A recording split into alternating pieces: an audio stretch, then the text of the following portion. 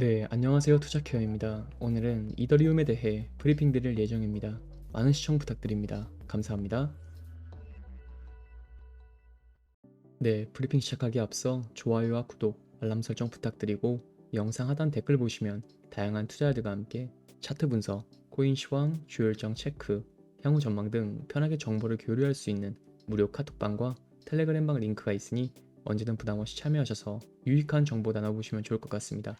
그럼 전체적인 암호화폐 시황부터 살펴보자면 네, 미국 투자은행 번스타인은 비트코인이 향후 10년 이내에 세계 경제에서 금을 대체하는 최고의 가치 저장 수단 자산으로 부상할 것이라고 전망을 했습니다. 매체에 따르면 번스타인의 가우탐 추가니 애널리스트는 비트코인에 대한 우리의 확신은 주기적인 순환을 넘어섰다며 이같이 내다봤는데 번스타인은 내년 말까지 비트코인이 20만 달러에 이를 것으로 예상하고 있으며 추가니는 또한 비트코인이 기관 투자에서 다중자산 포트폴리오의 필수 요소로 자리 잡고 기업 재무 관리의 새로운 표준으로 자리매김할 것이라고 덧붙이기도 했는데 도널드 트럼프의 미국 대통령 재선 이후 암호화폐 친화적인 행정부와 규제 환경에 대한 기대는 여전히 강하며 이에 월가 전역에서 비트코인에 대한 매수 후 보유하려는 움직임이 활발해지고 있고 특히 비트코인 상장 지수 펀드인 ETF의 경우 올해 초 출시된 이후 약 1천억 달러를 유지하며 역사상 가장 빠르게 성장하는 ETF로 기록됐다는 추간이는 이 사실에 주목을 했으며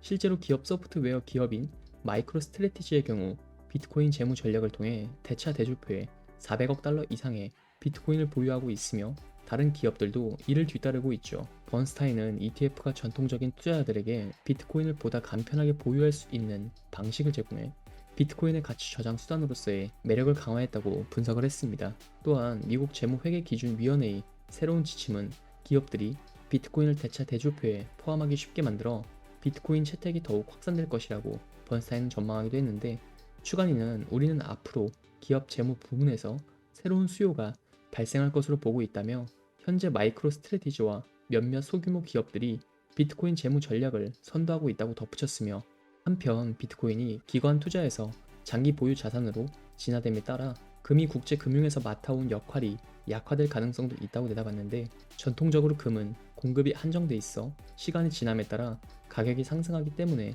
글로벌 준비 자산으로 비출돼 있지만 그러나 비트코인 역시 설계상 최대 2100만 개로 공급이 제한돼 있어 금과 유사한 특성을 지니며 트럼프 행정부도 국가 비트코인 준비금을 도입할 것을 촉구하고 있죠.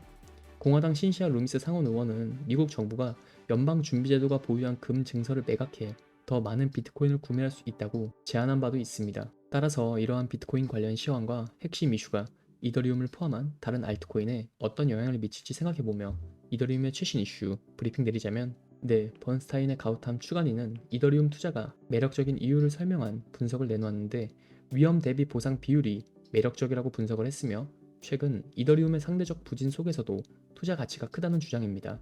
추가니는 이더리움의 공급과 수요 역학이 투자 매력의 핵심이라고 강조하며 이더리움이 지분 증명으로 전환하고 소각 메커니즘을 도입한 이후 총 공급량은 대부분 정체 상태를 유지하고 있으며 그는 이더리움 네트워크의 트랜잭션 수수료가 연간 약 3% 수익률을 제공하며 이는 약 28% 이더리움이 스테이킹 계약에 잠겨있는 주요 요인이라고 설명을 했습니다.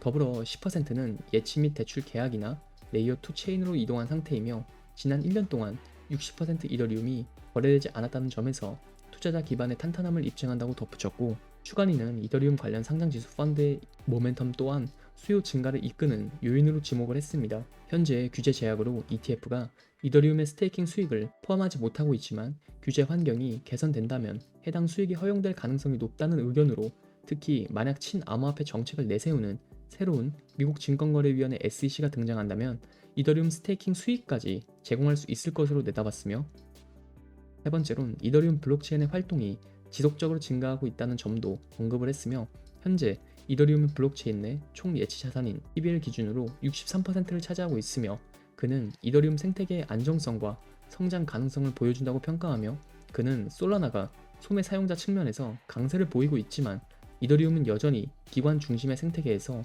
선두를 유지하고 있다고 강조했습니다. 결론적으로 추가니의 공급 제한 및 네트워크의 지속적인 성장과 같은 요소들이 이더리움의 투자 가치를 강화시키고 있다는 주장이 핵심입니다.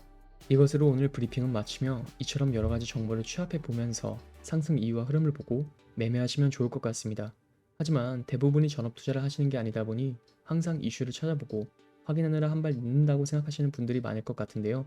그런 분들을 위해서 투자자들이 모여있는 정보 공유방을 운영 중이며 일체 유료 정보료가 필요 없으니 부담 없이 참여해 보시면 좋을 것 같고, 영상 하단 고정 댓글로 문의 남겨주시면 언제든 참여 도와드리겠습니다. 항상 구독자분들과 같이 토론하며 유익한 소통 채널이 되고 싶습니다. 많은 참여 부탁드립니다. 감사합니다.